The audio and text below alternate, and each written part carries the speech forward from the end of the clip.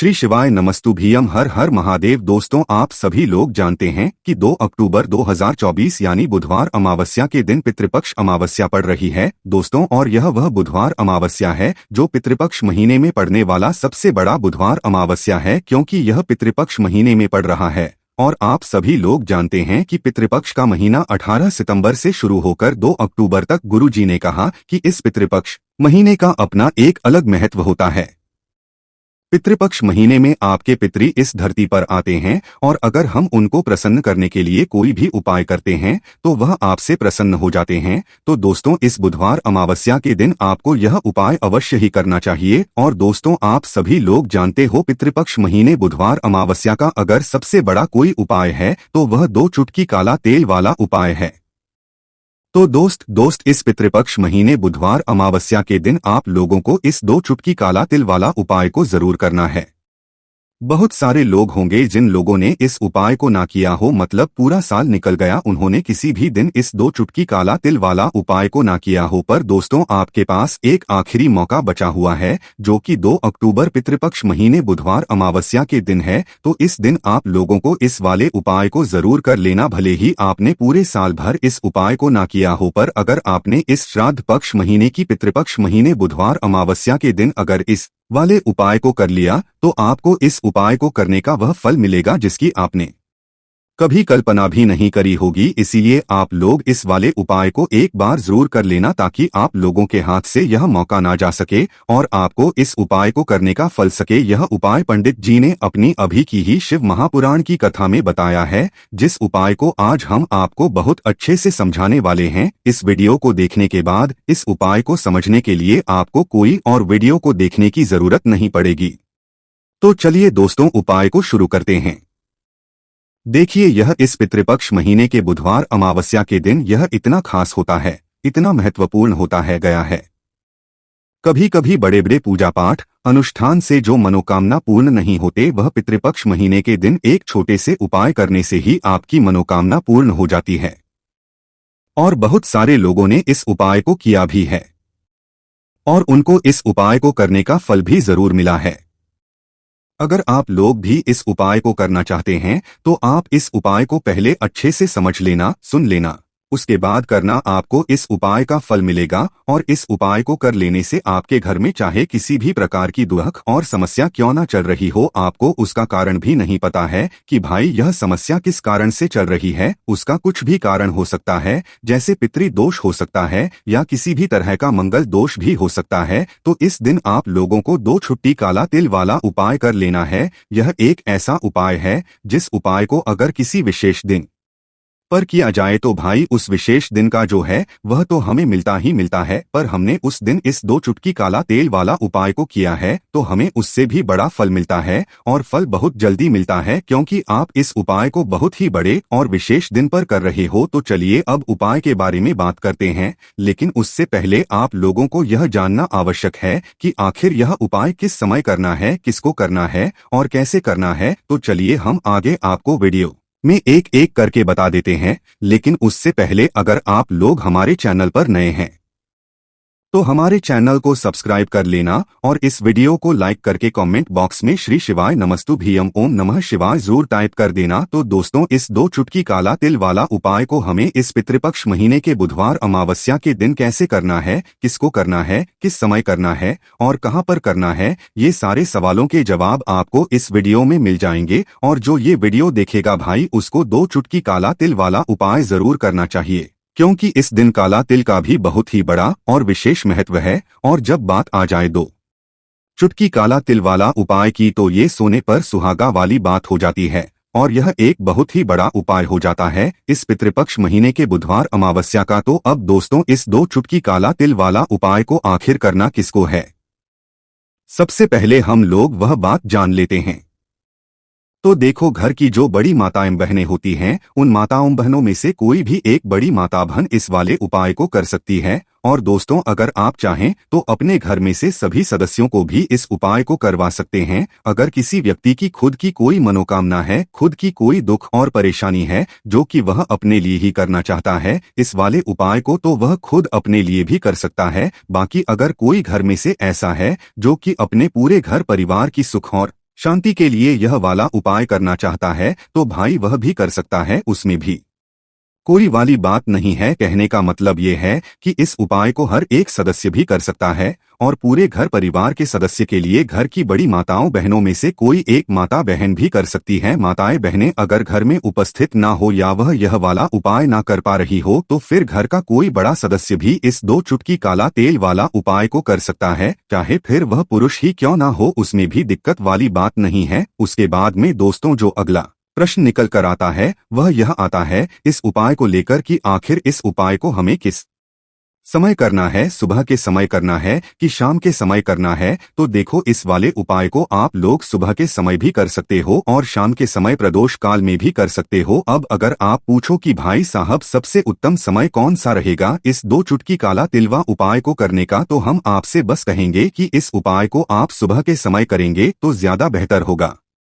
बाकी अगर शाम के समय भी करेंगे तो भी अच्छा होगा, उसमें कोई भी दिक्कत वाली बात नहीं है। तो अब दोस्तों जो अगली सबसे बड़ी और महत्वपूर्ण बात आती है वह यह आती है कि सुबह अगर हम उपाय को करेंगे तो हमें कितने बजे से ले कितने बजे तक के बीच में करना है, और शाम के समय प्रदोष काल में करेंगे तो हमें कितने बजे से लेकर कितने बजे के बीच में करना है। तो देखो, जितनी जल्दी हो सके आप उपाय को करने की कोशिश करना।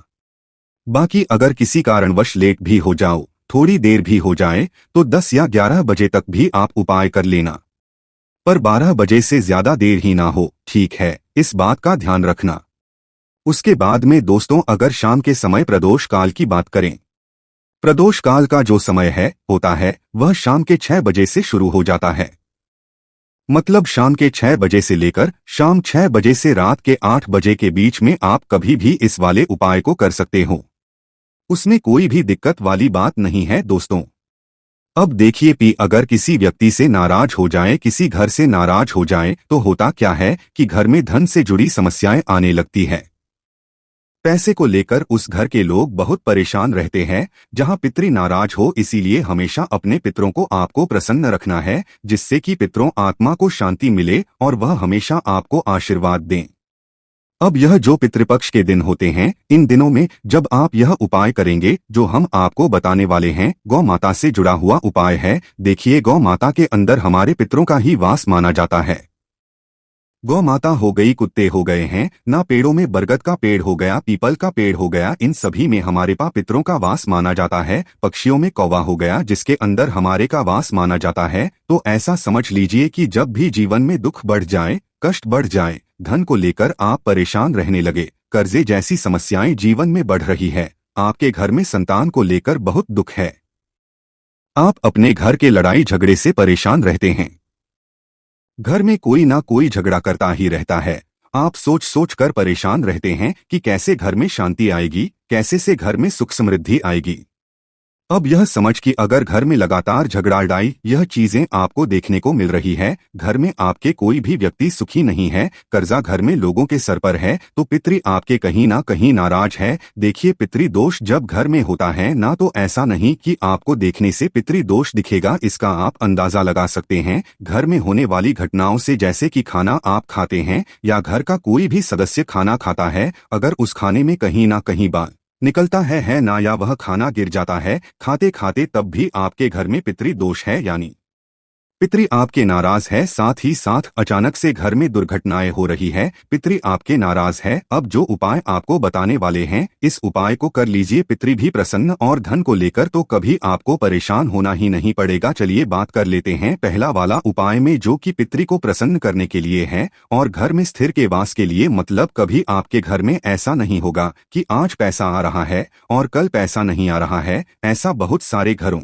में होता है कि पैसा आता है तो रुकता नहीं है, और अगर पैसा रुकता है तो फिजूल खर्ची बहुत होती है, धन की बर्बादी बहुत होती है, जिससे कि घर के सदस्य बहुत ही परेशान रहते हैं। अब ज्यादातर लोग की यह समस्या होती है कि धन की बर्बादी हो रही है और घर में पैसा नहीं रुक रहा है। अगर आपके साथ भी ऐसा है तो बिल्कुल से आपको यह उपाय सुनना चाहिए और इसे पितृपक्ष में जरूर कर चाहिए। देखिए आपको यहाँ पर क्या करना है कि, तो चलिए दोस्तों जान लेते हैं गुरुदेव द्वारा बताए गए सबसे पहले और खास उपाय के बारे में। देखिए दोस्तों, गुरुदेव ने बताया है कि बुधवार अमावस्या के दिन किया जाने वाला यह सबसे खास और सर्वश्रेष्ठ उपाय है। अब यह जो पितृपक्ष के दिन होते हैं, इन दिनों में जब आप यह उपाय करेंगे जो हम आपको बताने वाले हैं, गौ माता से जुड़ा हुआ उपाय है। देखिए, गौ माता के अंदर हमारे पितरों का ही वास माना जाता है। गौ माता हो गई, कुत्ते हो गए हैं ना, पेड़ों में बरगद का पेड़ हो गया, पीपल का पेड़ हो गया, इन सभी में हमारे पितरों का वास माना जाता है। पक्षियों में कौआ हो गया, जिसके अंदर हमारे पितरों का वास माना जाता है। तो ऐसा समझ लीजिए कि जब भी जीवन में दुख बढ़ जाए, कष्ट बढ़ जाए, धन को लेकर आप परेशान रहने लगे, कर्जे जैसी समस्याएं जीवन में बढ़ रही हैं, आपके संतान को लेकर बहुत दुख है, आप अपने घर के लड़ाई झगड़े से परेशान रहते हैं, घर में कोई ना कोई झगड़ा करता ही रहता है, आप सोच सोच कर परेशान रहते हैं कि कैसे घर में शांति आएगी, कैसे घर में सुख समृद्धि आएगी। अब यह समझ लीजिए कि अगर घर में लगातार झगड़ा लड़ाई यह चीजें आपको देखने को मिल रही है, घर में आपके कोई भी व्यक्ति सुखी नहीं है, कर्जा घर में लोगों के सर पर है, तो आपके कहीं ना कहीं नाराज हैं। देखिए, दोष जब घर में होता है ना, तो ऐसा नहीं कि आपको देखने से पितृ दोष दिखेगा, इसका आप अंदाजा लगा सकते हैं घर में होने वाली घटनाओं से। जैसे कि खाना आप खाते हैं या घर का कोई भी सदस्य खाना खाता है, अगर उस खाने में कहीं ना कहीं बाल निकलता है ना, या वह खाना गिर जाता है खाते खाते, तब भी आपके घर में पितृदोष है, यानी पितृ आपके नाराज हैं। साथ ही साथ अचानक से घर में दुर्घटनाएं हो रही हैं, पितृ आपके नाराज हैं।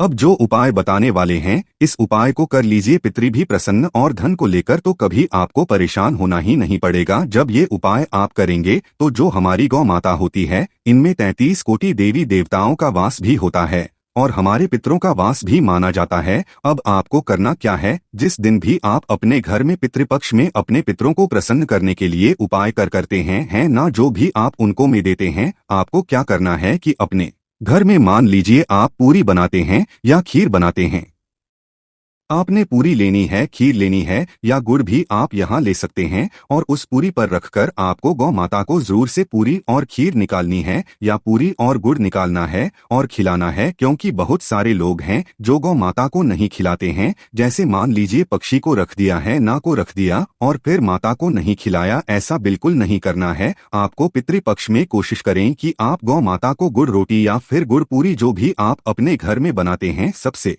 पहले आपको गौ माता को खिलाना चाहिए। कभी आपके आपसे ना नाराज नहीं रहेंगे, पितृ हमेशा प्रसन्न रहते हैं, और कभी पितृ दोष की वजह से आपके जीवन में धन को लेकर आपको परेशानियों का सामना नहीं करना पड़ता है। पैसों की कमी उस घर में नहीं आती है जिस घर के पितृ प्रसन्न रहते हैं। देखिए, बहुत बार ऐसा होता है कि अच्छा खासा काम भी बिगड़ जाता है, व्यापार खराब होने लगता है, तो कहीं ना कहीं पितृ दोष की वजह से भी ऐसी घटनाएं होती हैं। इसलिए कोशिश करें कि इस बार चाहे एक बार यह उपाय आप करें, अगर ज्यादा बार कर लेते हैं तब तो बहुत उत्तम है। जितने ज्यादा दिन आप पितृपक्ष में ये उपाय करेंगे कि गौ माता को गुड़ रोटी या गुड़ पूरी खिलाएंगे या फिर हरी घास खिला देते हैं, तो ऐसा समझ लीजिए कि पितृ इतने प्रसन्न हो जाएंगे कि कभी जीवन में दुखों को आने नहीं देंगे। तो हमेशा प्रयास करें कि आप गौ माता से जुड़ा हुआ यह उपाय जरूर करें। चलिए अब बात कर लेते हैं अपने दूसरे उपाय की, जो कि पितरों को प्रसन्न करने के लिए है और घर में स्थिर लक्ष्मी के वास के लिए। मतलब कभी आपके घर में ऐसा नहीं होगा कि आज पैसा आ रहा है और कल पैसा नहीं आ रहा है। ऐसा बहुत घरों में होता है कि पैसा आता है तो रुकता नहीं है, और अगर पैसा रुकता है तो फिजूल खर्ची बहुत होती है, धन की बर्बादी बहुत होती है, जिससे कि घर के सदस्य बहुत ही परेशान रहते हैं। अब ज्यादातर लोग की यह समस्या होती है कि धन की बर्बादी हो रही है और घर में पैसा नहीं रुक रहा है। अगर आपके साथ भी ऐसा है तो बिल्कुल से आपको यह दूसरा उपाय सुनना चाहिए और इसे पितृपक्ष में जरूर करना चाहिए। देखिए, यहां पर क्या करना है कि काला तिल लेना है। काला तेल पितरों को सबसे प्रिय होता है। आपको क्या करना है, 2 से 3 चुटकी काला तेल लेना है और आपको लेना है यहाँ पर एक मिट्टी का दीपक, उसके अंदर आपको तिल का तेल डालना है या फिर सरसों का तेल भी आप डाल ले। अगर आपके पास तिल का तेल ना हो तो इसी के अंदर आपको 2 से 3 चुटकी काला तेल डालना है। और यह दीपक आपको कहाँ लगाना है, यह दीपक आपको लगाना है अपने घर के मुख्य द्वार पर। जैसे ही आप पितृपक्ष में यह उपाय करेंगे, मुख्य द्वार पर दीपक लगाए, अपने पितरों से क्षमा याचना करेंगे, माँ लक्ष्मी का ध्यान करेंगे, श्री हरि विष्णु का ध्यान करेंगे। ऐसा समझ लीजिए कि स्थिर रूप से मां लक्ष्मी आपके घर में आएंगी। कभी ऐसे घर को छोड़कर मां लक्ष्मी नहीं जाती है जिस घर के मुख्य मुख्य द्वार पर दीपक जलाया जाता है। देखिए, दीपक तो मुख्य द्वार पर आपको हमेशा जलाना चाहिए, क्योंकि मां लक्ष्मी प्रतिदिन भ्रमण पर निकलती है। शाम के समय और जिस घर के द्वार पर दीपक जला होता है, हमेशा ऐसे घर में ही मां लक्ष्मी का वास होता है। हमेशा ऐसे घर में मां लक्ष्मी आती है और फिर कभी ऐसे घर को छोड़कर नहीं जाती है। दूसरी चीज की तिल का जो महत्व होता है, यह बहुत ही ज्यादा बढ़ जाता है। पितृपक्ष में तो पितृपक्ष में तिल के तेल का दीपक जलाते हैं, या फिर आप सरसों के तेल का दीपक जो जला रहे हैं, उसी में आपने 2 चुटकी तेल डाल लिया, तो ऐसा समझ लीजिए कि फिर आपके पितृ आपसे प्रसन्न होते हैं और कभी ऐसे कोई दुख कोई संकट नहीं आता है। पैसे को लेकर तो पैसे की समस्याओं को दूर करना है, बैंक बैलेंस को बढ़ाना है और अपने घर में सुख समृद्धि दिलानी है, क्लेश दूर करना है, तो यह बहुत ही उत्तम उपाय है। पितृपक्ष में जितने ज्यादा दिन यह उपाय कर लेंगे ना, उतना बहुत ही ज्यादा ऐसा समझ लीजिए कि लाभ ही लाभ आपको यह उपाय देगा। चलिए अब बात कर लेते हैं अपने तीसरे उपाय की। जो लोग कहते हैं कि भाग्य ही साथ नहीं देता, जीवन में दुख ही हर तरफ से जीवन में दुख आ रहे हैं, कष्ट आ रहे हैं, पैसों की समस्या आ रही है, घर में बीमा प्रवेश कर रही है, घर का लड़ाई झगड़ा बंद नहीं हो रहा है ना बैंक बैलेंस नहीं बढ़ रहा है, कारोबार बिल्कुल चल नहीं रहा है, तो सारी तरह की समस्याएं आपके जीवन से दूर करते हैं महादेव, जो कि देवों के भी देव है। अब महादेव अगर किसी को आशीर्वाद दे और इनकी कृपा जिसको मिल जाए, उसके जीवन में कभी कोई संकट आने ही नहीं देते हैं। अब आपको जो उपाय आपको बताने वाले हैं, पितृ भी प्रसन्न हो जाएंगे। कुंडली में अगर कोई दोष है, कोई वास्तु दोष है, वह भी दूर हो जाएगा और महादेव ऐसा आशीर्वाद आपको देंगे कि जीवन में कभी कोई संकट कोई दुख नहीं आएगा। सबसे बड़ी बात, अगर काम आपका बिगड़ता है, कोई भी काम करने जाते हैं बार बार बिगड़ जाता है, तब तो यह उपाय आपको जरूर से करना चाहिए। 2 चुटकी काला तेल लेना है, 1 लोटा जल लेना है, अपने घर का ही जल लेना है, बस यह चीज ध्यान रखें। 2 चुटकी काला तेल डालेंगे और यह या जो भी पात्र आपने लिया है, अपने घर से जल जिसमें भरा है, 2 चुटकी तिल डालकर महादेव की शिवलिंग पर आपको यह जल अर्पित करना है। अब यह उपाय जो व्यक्ति पितृपक्ष में करता है, उसकी कुंडली में अगर कोई दोष है, वह दूर हो जाता है। भाग्य में दुख लिखे हैं, वह दूर हो जाते हैं। कोई मनोकामना पूरी नहीं हो रही है, मनोकामना पूरी हो जाती है। पितृ भी अगर नाराज है ना, तो पितृ भी प्रसन्न हो जाते और देव के देव महादेव जो है ना, कभी आपके जीवन में कभी आपके धन पर कोई संकट नहीं आने देते हैं। हमेशा आपके जीवन में आपके घर में सुख समृद्धि सब कुछ आती है। आप अपने जीवन में बहुत आगे जाते हैं। जब इस उपाय को करते हैं, सच्ची श्रद्धा से करेंगे, तो उपाय सफल होगा और इसका चमत्कार आपको थोड़े दिनों के अंदर ही अपने जीवन में देखने को मिल जाएगा। तो महादेव की कृपा प्राप्त करना, ऐसा समझ लीजिए कि आने वाली पीढ़ियां भी सुख ही सुख देखती है जो उनकी कृपा प्राप्त कर लेता है। कोशिश करें कि महादेव को प्रसन्न करें और इस उपाय को सच्ची श्रद्धा से करें। महादेव अपने भक्तों के जीवन में कभी कोई दुख और संकट नहीं आने देते हैं और आपके हमेशा प्रसन्न रहते हैं। जब आप इस उपाय को करते हैं, तो दोस्तों ये वो अमावस्या है जो कि श्राद्ध पक्ष महीने में बुधवार को पड़ रही है, तो इस दिन का महत्व और भी अधिक बढ़ जाता है। दोस्तों, इसी दिन किया जाने वाला पंडित जी द्वारा बताया गया 1 लाल फूल और 1 सफेद वाला उपाय आप लोगों को जरूर करना चाहिए, क्योंकि दोस्तों ये एक ऐसा उपाय है जो कि हर दिन नहीं किया जाता। श्राद्ध पक्ष महीने में जो अमावस्या आती है, उसी दिन किया जाता है। अगर आप लोगों ने इस उपाय को नहीं किया है या किसी कारणवश नहीं कर पाए हो, तो इस बुधवार सर्वपितृ अमावस्या के दिन इस उपाय से मत चूकना दोस्तों। देखिए, ये दिन इतना खास होता है, इतना महत्वपूर्ण होता है, देखा गया है कभी कभी बड़े बड़े पूजा पाठ अनुष्ठान से जो मनोकामना पूर्ण नहीं होती है, वह सर्वपितृ अमावस्या के दिन एक छोटे से उपाय करने से ही आपकी मनोकामना पूर्ण हो जाती है। और बहुत सारे लोगों ने इस उपाय को किया भी है और उनको इस उपाय को करने का फल भी जरूर मिला है। अगर आप लोग भी इस उपाय को इस बुधवार सर्वपितृ अमावस्या के दिन करना चाहते हैं, तो आप इस उपाय को पहले अच्छे से समझ लेना, सुन लेना, उसके बाद करना। आपको इस उपाय का फल जरूर मिलेगा, आपकी सभी कामनाएं पूरी हो जाएंगी।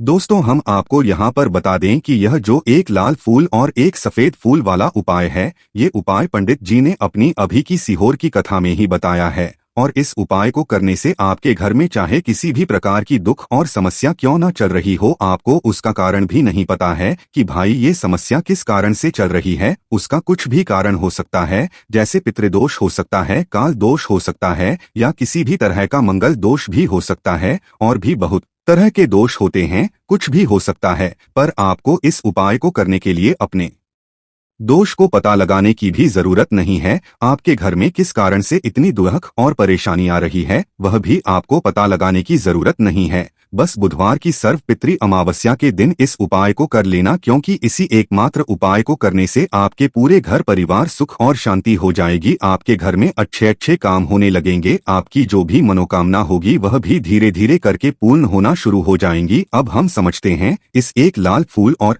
एक सफेद फूल वाले उपाय को आपको करना कैसे है, किसको करना है, किस समय करना है और कैसे करना है।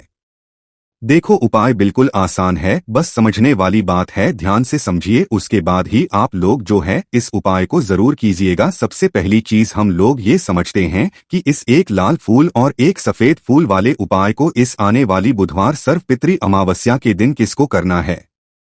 तो देखिए, इस उपाय को घर के सभी सदस्यों को करने की बिल्कुल भी जरूरत नहीं है। घर में से कोई एक मुख्य बड़ा सदस्य ही इस उपाय को करेगा, तो उस घर परिवार के सभी सदस्यों को इस उपाय को करने का फल मिल जाएगा। पर वो बड़ा सदस्य कौन होगा, कौन व्यक्ति इस उपाय को करेगा? यहाँ पर देखिए, हम आपको बता दें, घर की जो बड़ी माताएं बहनें होंगी, घर की बड़ी माताओं बहनों में से कोई भी एक माता बहन इस वाले उपाय को कर सकती है। अपने पूरे घर परिवार के लिए घर में सभी सदस्यों को इस उपाय को करने की जरूरत नहीं है। मात्र घर की जो बड़ी माताएं बहनें हैं, उनमें से कोई भी एक माता बहन इस वाले उपाय को करेगी तो उसके घर परिवार के पूरे सदस्यों को इस उपाय का फल मिलेगा। अगर किसी कारणवश माताएं बहनें घर में उपस्थित ना हो, वो इस उपाय को ना कर रही हो, कुछ दिक्कत हो, तो भाई उस जगह पर फिर घर का कोई बड़ा व्यक्ति भी इस उपाय को कर सकता है। माताओं बहनों के कहने का मतलब ये था कि माताएं बहनें घर की लक्ष्मी होती है। जब घर की लक्ष्मी कोई उपाय करती है तो निश्चित ही भगवान शिव जी बहुत जल्दी प्रसन्न होते हैं और उपाय का फल में बहुत जल्दी और बहुत बड़ा करके भी यहाँ पर देते हैं। तो आप लोग ये बात समझ गए होंगे। अब हम ये बात समझते हैं इस वाले उपाय को करना किस समय है। एक लाल फूल और एक सफेद फूल वाले उपाय को हमें बुधवार के दिन करना किस समय है। तो देखिए, इस उपाय को करने का जो समय है, सुबह का समय भी है और शाम का समय भी है। अब देखिए, यहाँ पर हम मुख्य रूप से सुबह का समय नहीं बोलेंगे, क्योंकि देखिए ये जो अमावस्या तिथि है और आप सभी लोग जानते हैं सर्वपितृ अमावस्या का प्रदोष काल का मतलब शाम का जो समय होता है ना, इस दिन भगवान का सबसे प्रिय दिन होता है। तो आप लोग इसे एक लाल फूल एक सफेद फूल वाले उपाय को सुबह के समय भी कर सकते हो और शाम के समय प्रदोष काल में भी कर सकते हो। सुबह के समय अगर कर रहे हो तो 10 या फिर 11 बजे तक भी अगर उपाय करोगे तो भी आपको उपाय का फल मिलेगा। वही अगर शाम के समय कर रहे हो तो इस दिन जरूर शाम के समय का ध्यान रखना कि शाम के 6 बजे से लेकर 7 बजे के बीच में अगर आप उपाय को कर सकते हो तो बिल्कुल कर लेना, पूरी कोशिश करना। पर अगर किसी कारणवश इस समय के बीच में ना कर पाओ तो रात 8 बजे तक भी अगर आप उपाय को करोगे तो आपको उपाय का फल जरूर मिलेगा। ये बात आपको समझ आ गई कि आप इस उपाय को सुबह और शाम दोनों समय कर सकते हो। मतलब करना आपको एक ही समय है, घर में से किसी एक कि बड़े व्यक्ति को करना है, पर एक ही बार इस उपाय को करना है, दोनों समय नहीं करना है। आपको जो समय अच्छा लगे आप उस समय पर इस वाले उपाय को कर सकते हैं। तो चलिए जानते हैं इन विशेष उपायों के बारे में। लेकिन उससे पहले जो भी मेरे भाई मेरी प्यारी बहनें आज चैनल पर पहली बार आए हैं या मेरी आवाज आज पहली बार सुन रहे हैं, अगर आप भी महादेव के सच्चे भक्त हैं तो वीडियो को लाइक और चैनल को सब्सक्राइब जरूर कर लें और कमेंट बॉक्स में लिखे हर हर महादेव, ओम नमः शिवाय।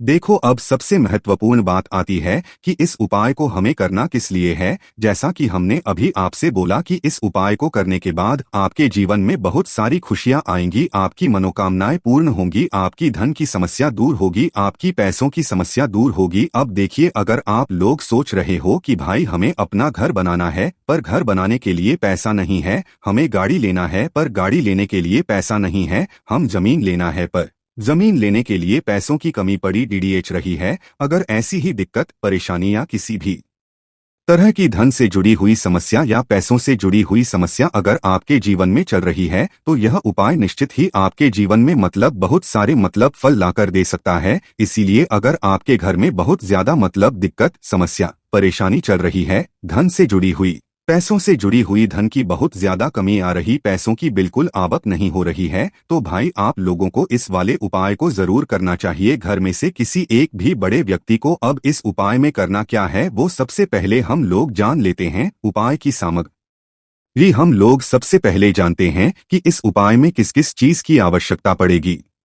तो देखिए, उपाय का नाम तो एक लाल फूल और एक सफेद फूल वाला उपाय है, पर इस उपाय में कुल मिलाकर 4 सामग्री हमें लगने वाली है, जो कि पंडित जी ने खुद सीहोर वाली कथा में बताया है, और जो हम आपको बताते हैं वो पंडित जी द्वारा बताए गए होते हैं, अलग से हम कुछ भी नहीं बताते हैं। तो यहाँ पर हम लोग समझते हैं कि इस उपाय की सामग्री क्या है। तो देखो, उपाय की जो सामग्री है वो 4 सामग्री है, जिसमें से सबसे पहली सामग्री है एक बेलपत्र। देखो, बेलपत्र क्या होती है?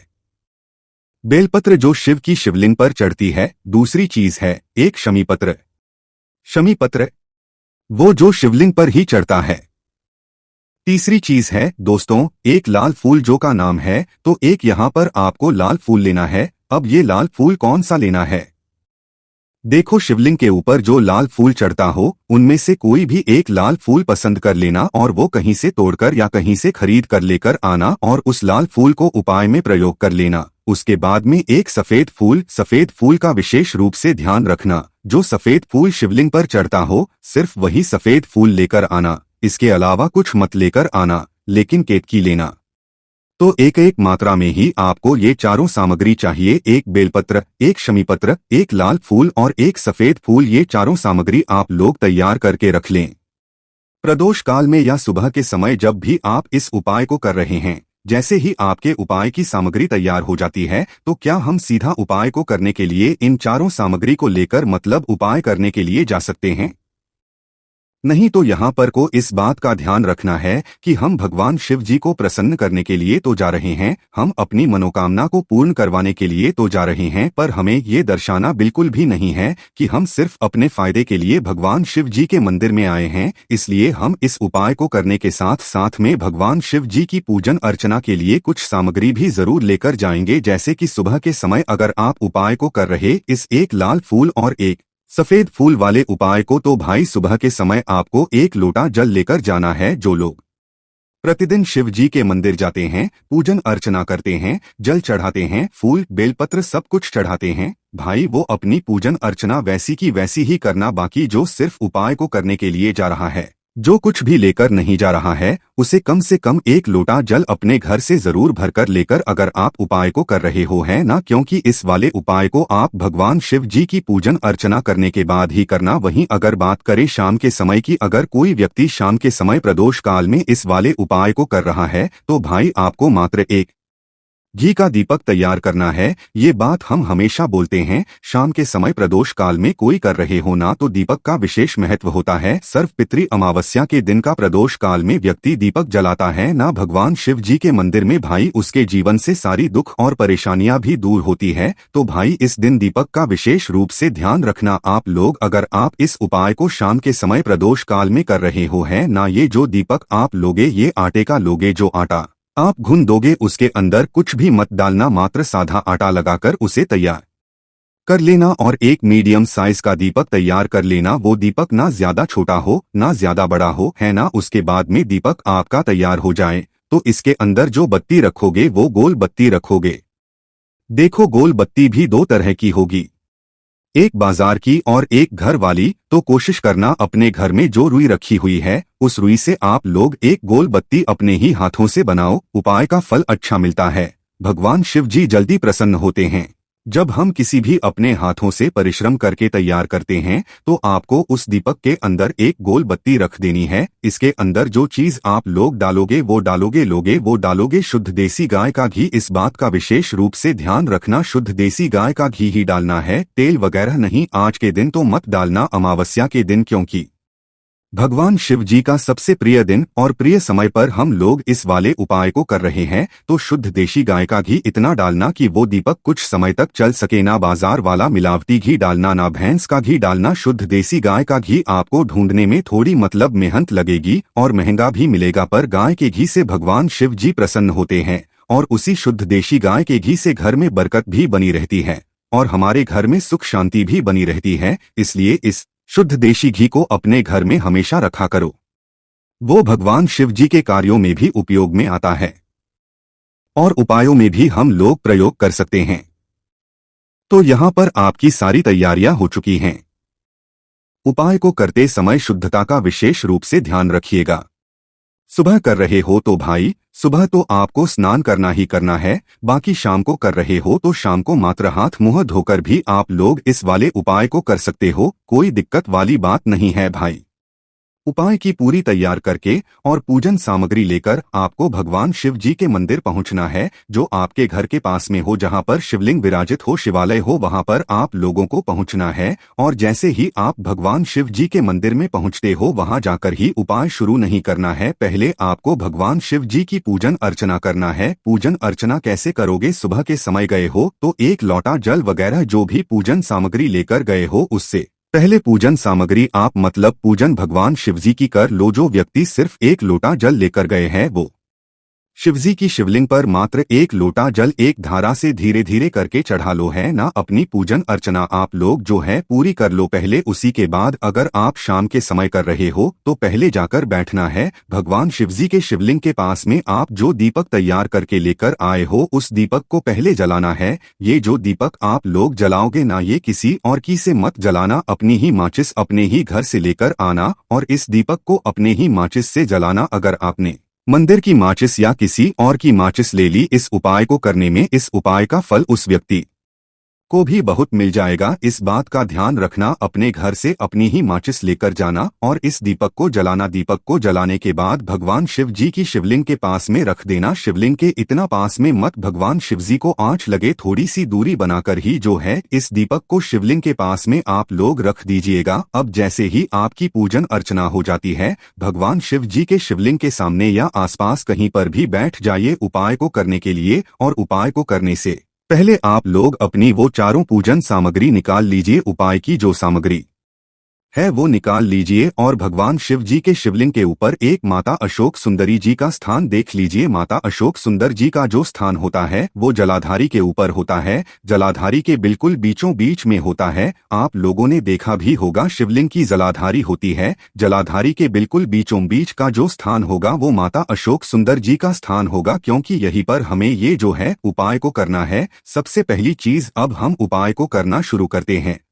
सबसे पहले अपनी एक बेलपत्र उठा लो। एक बेलपत्र को आपको माता अशोक सुंदरी जी स्थान पर सबसे पहले समर्पित करना है। बेलपत्र की डंडी का मुख होगा जलाधारी की तरफ, जहां से जल बहता है और नीचे गिरता है, और बीच वाली बड़ी पत्ती का मुख मतलब शिवलिंग की तरफ होगा। इस तरीके से आपको इस बेलपत्र को माता अशोक सुंदरी जी वाले स्थान पर समर्पित कर देना है। उसके बाद में अपनी एक शमी पत्र उठा लो जो आप उपाय के लिए लेकर आए हुए हो। शमी पत्र को उठाकर शमी पत्र की भी जो डंडी का भाग वो जलाधारी की तरफ करके, जहां से जल बहता है नीचे गिरता है, उस तरफ करके, और पत्ती वाला भाग शिवलिंग की तरफ करके इस शमी पत्र को भी उस बेल पत्र के ऊपर आपको समर्पित कर देना है। समर्पित करने के बाद अब आप ले लो अपना एक लाल फूल जो आप उपाय को करने के लिए लेकर आए हुए हो। इस लाल फूल का जो खिला हुआ भाग होगा, चाहे वो गुलाब का फूल हो, चाहे कोई सा फूल जो शिवलिंग पर चढ़ता हो, भाई उस फूल का जो खिला हुआ भाग वो शिवलिंग की तरफ होगा। बाकी जो पीछे का भाग होगा फूल का वो जलाधारी की तरफ, जहां से जल बहता है नीचे गिरता है, उस तरफ होगा। और आखिरी में आपका जो एक सफेद फूल बचा हुआ है, इस सफेद फूल को भी आपको लेना है और सफेद फूल का जो खिला हुआ भाग होगा वो शिवलिंग की तरफ होगा, जहां पर शिवलिंग रखा हुआ है उस तरफ होगा, और डंडी का भाग जलाधारी के पीछे की तरफ हो जाएगा, मतलब जो जहां से जल बहता है और नीचे गिरता है। जब आप लोग एक बेलपत्र, एक शमीपत्र और एक लाल फूल, एक सफेद फूल चढ़ा रहे हो, तो उस समय आप लोगों को कांता भगवान या कांता चक्र का नाम लेते हुए ही जो है इस उपाय को करना है, और भगवान शिव जी और नारायण जी का स्मरण करते हुए ही इस उपाय को आपको करना है। तो जब भी आप एक बेलपत्र, एक शमीपत्र, एक लाल फूल और एक कमी हो रही है, जो भी दुख और समस्या परेशानी चल रही हो, आपको अपनी है दुख और परेशानी जो है भगवान शिव जी से उपाय को पूरा करने के बाद वहीं पर पास में बैठकर बोल देना है, हाथ जोड़ के आंखें बंद करके अपनी परेशानी और श्री शिवाय नमस्तुभ्यम का जाप करना है।